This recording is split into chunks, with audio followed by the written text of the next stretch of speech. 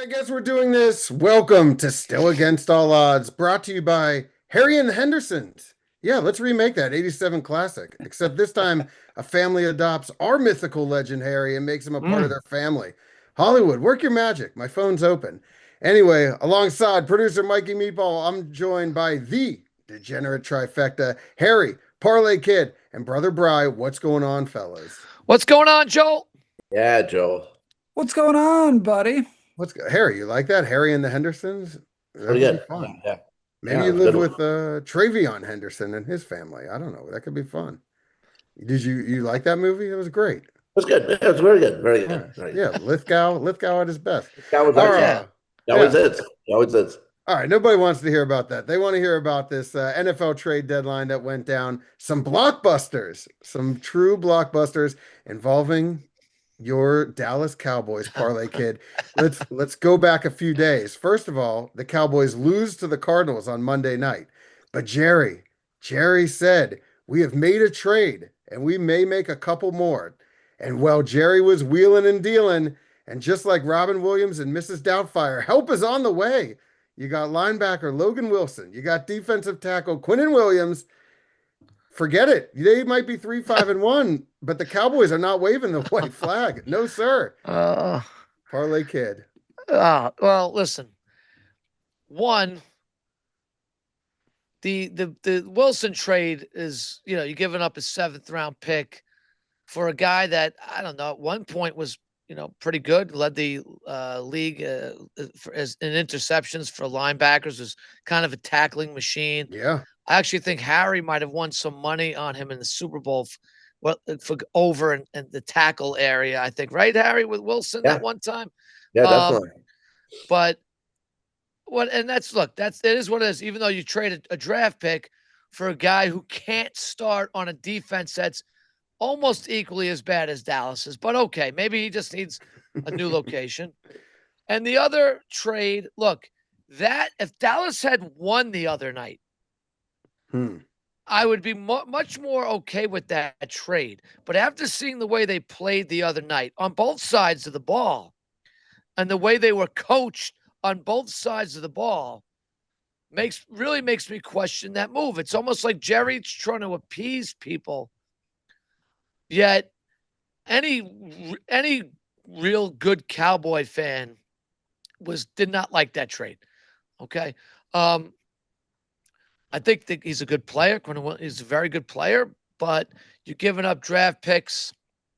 You're giving up some of those assets for a guy, again, a guy who was on a team, a defense that hasn't been good.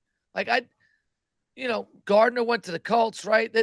Wait a second. The Jets are the only team doing this right. The Jets are the first team, and Brother Brian totally agrees with this. Okay. They are the first team to do this right in a long time, where they're just like, look, we will literally go with just undrafted players. You're going to give us draft picks for our defensive players because we can, right? Our defense could be bad with you or bad without you. So the Jets capitalized. Cowboys messed this up. 3-5-1. You're out of the playoffs. I don't care. You're done. Why would you trade draft assets at this point? But that's just Jerry being Jerry. He's clueless. There's nobody to guide him because his son is equally as clueless, and everybody else around him is too afraid to say what they need to say, I guess. So I don't hate it. This isn't like a disaster because one last thing, Joel, sorry. Yes. This isn't a disaster to me because you also have to win. Dak's got probably after this a 2-year window, maybe a 3-year window where he's still a good quarterback. I'd say 2 years after this. So you have to shore up that defense. I don't think this was the time to do it. This was not the time to do it. Okay, well, you Whatever. talk about windows closing, but I actually think you have the wrong window that's closing. And the only timeline you're on is Jerry's timeline. So Jerry, I think he's not rebuilding. He's in the win now because you're on Jerry's window closing. Yeah, And but I don't think Jerry cares about winning. I don't think he Interesting. said it. He's basically said it. He doesn't. He's more concerned about headlines. Well, Like that is that's really true. what he is. It's Well, so he's here's not what serious at this point. he's not serious, but he was serious in turning over picks where he made this whole documentary, Brother Bry, about the Herschel Walker trade and getting those picks. He lived Yeah. it. He built a dynasty on Yes. those picks. And now he could have possibly, granted those picks won't be as good because the Packers are better, but he could have tried to do this again. He could have continued to let's replicate what we did in the 90s, but instead now he was like, no, let's win the headlines. Let's win the headlines. Yeah, look, if I'm a Cowboys fan, I mean, I know Darren's pretty upset about this. I'd be really pissed because I think what the one saving grace about this Cowboy season, right? It's like once you got rid of Dak, it's like, all right, well, at least we have picks, right? We can start maybe trying to rebuild this team. We have two firsts this year, we have two firsts next year. And now that kind of just go that trade that not having a good season and probably getting a decent draft pick this year. Uh, you just assume that trade just screws things up for you. Now you're kind of right back in the same spot you're at. And now what Quinn Williams like. All right, it's going to help you beat the Raiders probably, right? And look at the Cowboys schedule after that. They're going to be lucky to win like two of their next six games. So they're out of it. I know this is pretty much a move for next season. But it made absolutely no sense. And yeah, I don't, I mean, I agree with Darren that I'm just not sure Jerry really cares. Like, I would have thought the same thing, Joel, when you're saying, like, maybe this is a move because he feels like he's got a few years left and he's got to win within these couple of years. But if that's the case, then why do you do the Parsons trade to begin with? So I don't know. Yeah. I would hate it. It would have been like the Raiders. This is like the Raiders years ago, giving up two first round picks for Carson Palmer because they thought they were going to get, advance, like win a few playoff games or something like that, let alone, they didn't even make the playoffs. It sounds But like I'm just getting terrible though. ownership. It sounds like, well, speaking of ownership, it sounds like you might be a little bit upset that there was no big deal for Max Crosby and that you were hoping, Well, Jerry, give us. Well, look, good point. It's you know, I, malpractice for the Raiders too for not well, getting rid of Crosby. especially, right. I mean, I think that's part of it, right? I mean, I know Raiders fans will say you can't get rid of Crosby, you can't get rid of Crosby. But look, if you looked at the market for what teams were getting, I mean, Yep. if you're getting two firsts for Sauce Gardner because he has a good contract, then you're getting two firsts for a max. And look, again, to Darren's point, if you're not going to win with Max anyway for the next 2 or 3 years, like it sucks because you have a Raider fan, you want his jersey, you want him to be like a Hall of Famer as a Raider, potentially that type of player. But I feel bad for the player because you're wasting their careers, right? Like, how many times does Max Crosby have to deal with this shit with the Raiders? I wouldn't mind, like, again, I would like to see Max Crosby win. I'd like to see him play for a good team. And then, we Yeah. benefit maybe 3 or 4 years down the road just from these picks. So, yeah, I agree, Joel. As a Raiders fan, I think, you almost do a disservice and I know Raiders fans will get pissed saying you can't trade him, but why keep him? Why Mhm. keep him at this point? I don't know.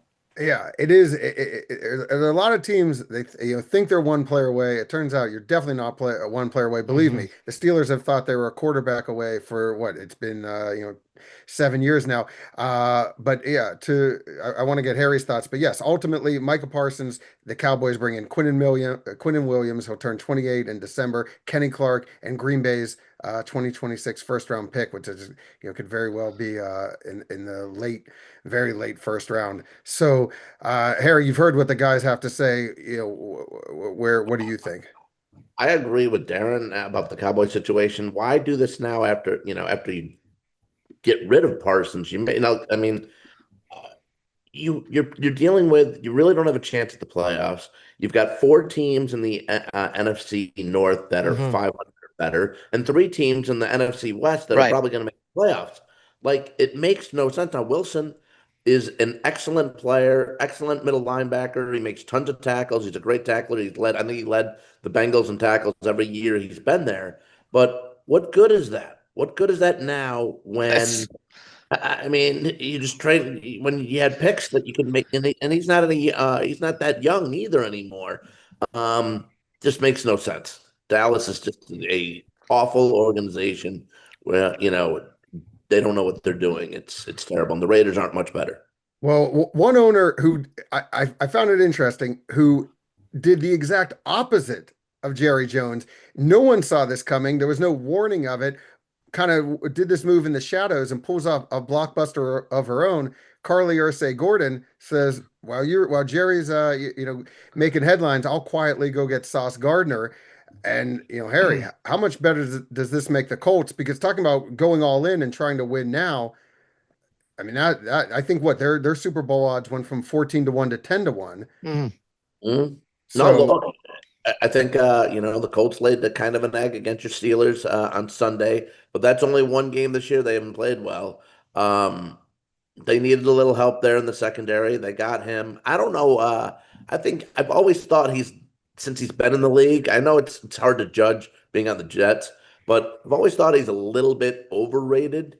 But mm, still, I think he's mm. going to help out the Colts to build when in close games down the stretch when they Mhm. need defensive play. He's the guy. yeah, hard to find Yeah. a good lockdown corner. And if you're a contender, I mean, we've seen it before with Darrell Revis. They can certainly make a difference in the playoffs, shutting Mhm. down their top receiver. Quickly, though, as Bry, one of the uh, guys who I think, watches college football every weekend. The thing with the Jets, though, is you have to make these picks right. And now you're assuming they're going to, either make a draft a quarterback or find a veteran free agent, which hilariously I looked, it's just a lot of former Jets quarterbacks that are going to be free agents. Joe Flacco, Zach Wilson, and Aaron Rodgers. So I don't Yeah. think that's going to happen. So now that with these Jets, is there a guy that can turn this franchise around? A lot of people thought it was going to be Arch Manning, but now maybe it is a Ty Simpson, a Dante Moore. What do you think? Right. Well, that's the thing, right? I mean, there's a good chance Arch Manning will go back to school. I mean, Mhm. he shows some flashes, but I think he needs another year in college. But yeah, you look at the college quarterback landscape, and there's like 10 quarterbacks, and you don't know which one's good, right? Is Dante Moore good? Is Mendoza good? Like, I wouldn't feel comfortable. Like, if you're drafting first and you take Mendoza first, like, do you feel comfortable with that? So it's going to be interesting. I mean, I'm sure one of those guys, maybe two of those guys, you have Nussmeier too. Like, Yeah. one or two of those guys could be pretty good. It's just Yep. very hard to tell. And part of that too could just be the way college football is set up, right? These teams are all brand new pretty much every year. It's like free agency. So it's hard to get a read on these quarterbacks. So look, if you're drafting one as a Jet fan, you're nervous, right? If there's 6, 7, say the 6, 7. If there's Right, six, take them seven all. Right. Yeah. quarterbacks, like you're very worried that you're probably going to take the wrong one. But look, the one thing is, look, making these trades kind of solidifies you probably getting a top 3 pick because you probably won't be able to win some games. And look, if you want to trade, look now at the 1 pick, you could trade down, get like two extra firsts to move down 10 spots, like worst case if you don't love the quarterback. So at least you can help yourself like start to rebuild. But again, the only problem as a Jet fan with Woody Johnson, you kind of know Mhm. any of these teams with bad ownership, whether it's the Jets, whether it's the Browns. I mean, I'm not even throwing the Cowboys in there because the Cowboys have had some success, whether it's the Raiders, right? Continuous, like these older owners who are terrible, they never seem to make the right moves. Even though, again, you're getting all these draft picks, it just feels like, all right, in the moment, it's great. You're probably going to blow it though, unless you bring somebody else in or change ownership or something. So True. I don't know. Yeah, Yeah. yeah. I don't know. Maybe there is. Are there? What does Hartwick look like? Are there any quarterbacks at Hartwick Parlay Kid this year? No, I don't know. I would, if anyone's listening, I would scout at Hartwick. Maybe. I don't know if they have it if they're on TV this season, but uh, who I feel bad for is Brees Hall. That is brutal. That's like all your friends going on the senior trip, and you're held back for some reason. Oh man. I feel bad for Brees Hall. It did get me thinking though. Sauce Gardner, he might be the best sauce in the NFL. Not sure if he's the best sauce overall And that's what I want to know. Most importantly, your go-to sauce. Harry, let's start with you. Oh, Oh, definitely. It's Frank's Red Hot. Frank's Red Hot. I mean, chicken, taco salads, pizza, burgers. I put it on everything. And sometimes like if I'm just rummaging through the fridge and Yeah. I haven't used it in a while and it's uh-huh. sitting, I'll just Oh yeah. open it up. I'll take a couple chugs. Well, what was their slogan? I put this, Put that on everything, on right? anything. Yeah. That's right. Yeah. Yeah. Couple chugs. I would love to know Harry goes through his cabinet and find the most expired condiment or like seasoning of what year it was from. Well, how long have you been in that house, Harry? Yeah. Almost 4 years. So as long as Harry's been in that house, Yeah. Yeah, definitely. yeah. I would Well, set actually, I would set the line that there's definitely something that was expired in like 2017, well, I think. living Some in Nancy's place before that, maybe we brought some of that stuff over, so it could be. Please tell me you threw that out yeah. Oh, That's You great. on the way you over. yeah, you've got probably some oregano or some cumin, I bet, laying around from like 2015. No? possible. Oh, I don't even know. all right, let us know. All right, Bri, what is your go-to sauce in honor of Sauce Gardner? Well, Harry Frank's Red Hot. I mean, probably one that's becoming popular is like the Mike's Hot Honey, right? Mm, That's a decent sauce that's going around. I think Harry likes that too. Normally, I would say usually I like barbecue sauce, but I'll say like my staple most of the time is because this is the fast food place I get a lot is probably Chick-fil-A honey mustard. I don't know why. Like delicious. I keep those packets too. Like I'll ask for like 400 packets of honey mustard for Yeah. like one 12-piece nugget and French fries. And then I'll just save that and I'll use that to like anytime I have French fries or chicken, like I'm dipping it in Mm. Chick-fil-A honey mustard. I don't know Yeah, why. yeah, exactly. That's what the Colts should have asked for also, is we also need some honey mustard. And Parlay Kid, let's close it out with you. Yeah. Best Yeah. sauce. Yeah. Well, Harry, did you get like any of the Frank's Red Hot into your eyes tonight? I don't know what's going on. No, I don't. Long day. Long Oh day. man, jeez, it The looks like he's red? I got don't maybe got know. a little drop or two in your Yeah. eyes, burning or That was Harry's nickname in high school, I think. Hot sauce. He's there. Harry hot sauce. Yeah, Joel, I'm a barbecue sauce guy, Sweet Baby Ray's barbecue, Okay. but I like to Mm. mix it with like a Frank's Red Hot or like a buffalo Alright. sauce. So I'm getting a little bit of a combo of the sweet spicy flavor. So I like to do that. I think that's great. My rest of my family, it seems like they're really big fans of the Chick-fil-A sauce here. We constantly have bottles of it because now they sell like the Chick-fil-A sauce in like, BJ's or Costco or one of those places. So everybody likes that. I don't like that sauce. Harry, I don't like the Big Mac sauce either, like you. Don't like Gross. that on a Big Gross. Mac. But yeah, any type of barbecue sauce, but I also like any type of buffalo sauce too. But so I like to combine it to get kind of the sweet and spicy together, Joe. All right. All right. I'm gonna remember this. I'm gonna try that next time. Yeah, it's good. It's good. All right, from sauces to week 10 picks. Let's get into our NFL picks for this week. And it starts on Thursday night, short week for a divisional game on Thursday night. Raiders at Broncos. Broncos minus 9.5. Raiders got Brock Bowers back last week, but they lose Jacoby Myers to the Jaguars. We actually didn't even talk about that. Broncos have won 6 straight. But here's the thing with that Denver offense. They've actually, during this streak, outscored opponents 86-20 in the fourth quarter.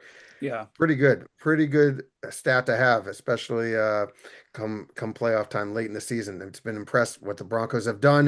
And we'll start with Brother Bry. What do you have for us?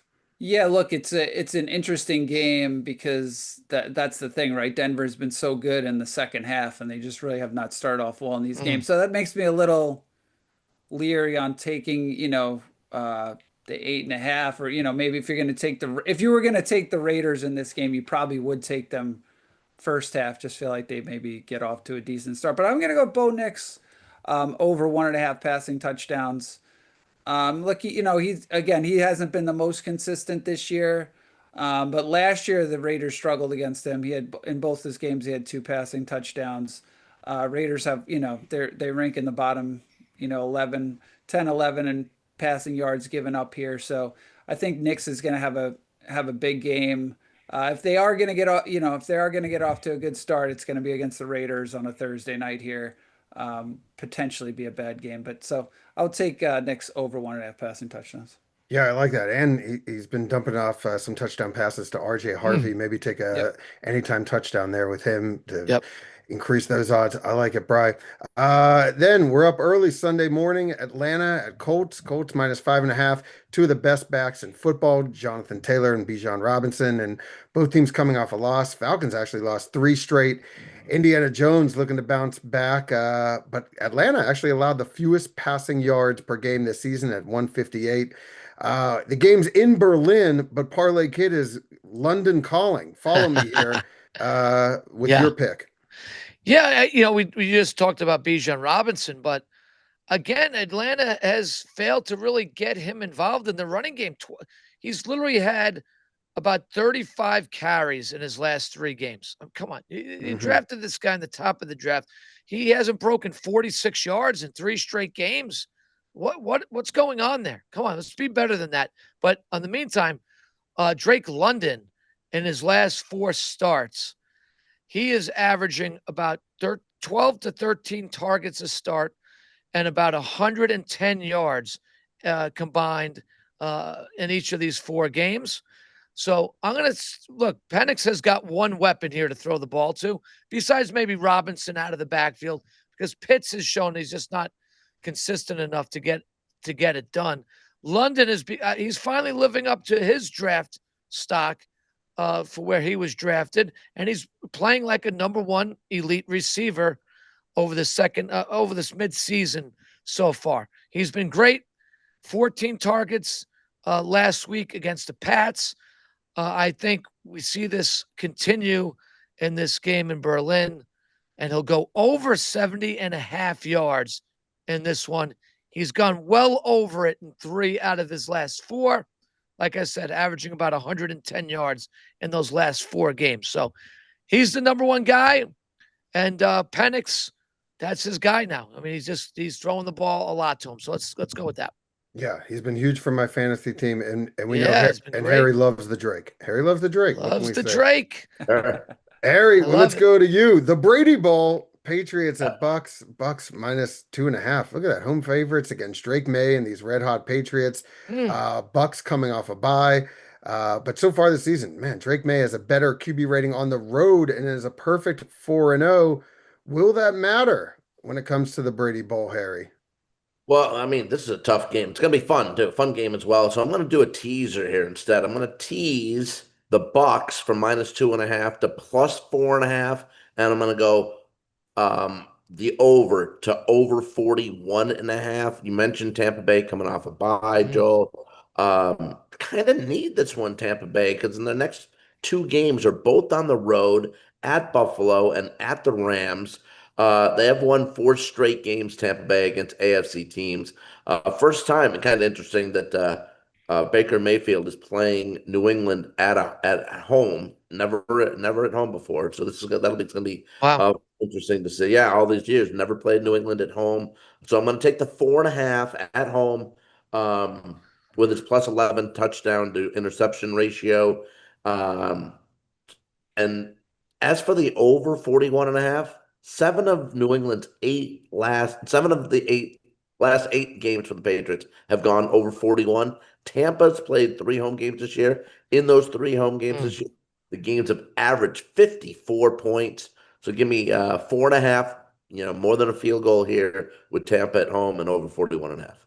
All right. And I did have a question also, unrelated to this game. Did you guys see Tom Brady? He cloned his dog, his beloved dog, Brian. Is that, it seems like this is something that Harry would discover. I don't know that maybe, We're not cloning Harry, yeah, that's for yeah. sure. I don't know. Definitely not cloning him. Why not? Harry, would you be up for being cloned? I feel like you need a Sure. clone at this point. Maybe you need 2 of you. People would love to have me around. No Yeah. doubt. I don't know. That would be funny if we found out in 25 years that Angie Clone me. cloned Harry. Clone me and we That'd give be it to great. Sal for his 60th birthday. I think Tom, I like this. I don't know how much this would cost. I would love to clone Harry. Would And you rate if that happened? If you were able to clone Harry, would you raise that baby, Harry, knowing what Harry's going to become? wow. He's thinking about it. Excellent. This could be your Oh chance, man. Harry. I know, Oh. right?